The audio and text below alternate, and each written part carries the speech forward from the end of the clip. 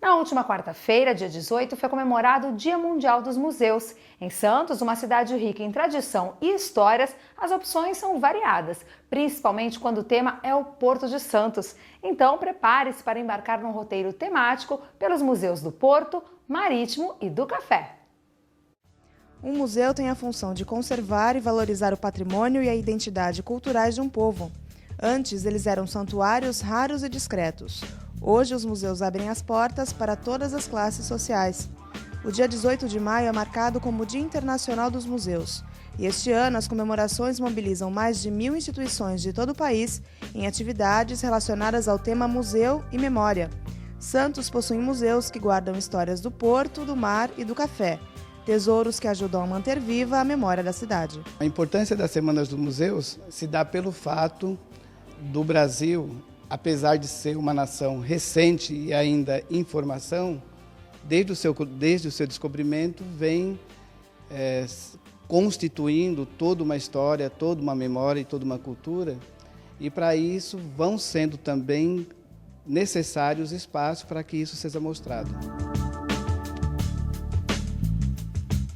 O Museu do Porto existe há mais de 20 anos. Ele foi criado para organizar toda a documentação do Porto de Santos e tem um acervo que conta, por meio de imagens, objetos e equipamentos, todo o desenvolvimento do Porto e da cidade no século XX. Ele faz parte do projeto Porto Vivo, que inclui livros, vídeos, pinacoteca e uma coleção de jornais e revistas ligados ao tema. O prédio que abriga o museu atualmente era a Casa dos Engenheiros Construtores do Porto. Durante a restauração, foram mantidas as mesmas cores que a casa tinha quando inaugurado. O Museu do Porto, ele representa efetivamente a grande história desse porto. É a grande história do maior porto da América Latina. Quem passa pelo Museu Marítimo conhece a história de diversos naufrágios que ocorreram na costa brasileira.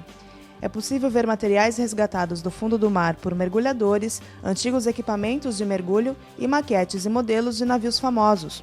No acervo estão toda a documentação do museu, livros, revistas e reportagens especializadas em mar, arquivos com os registros de naufrágios ocorridos na costa brasileira.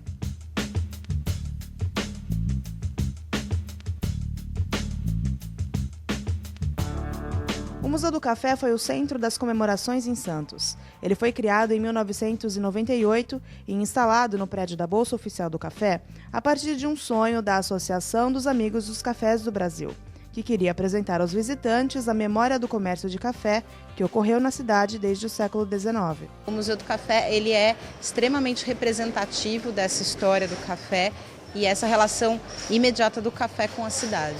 Durante essa semana, o museu convoca os visitantes a pensarem nas recordações que o café traz.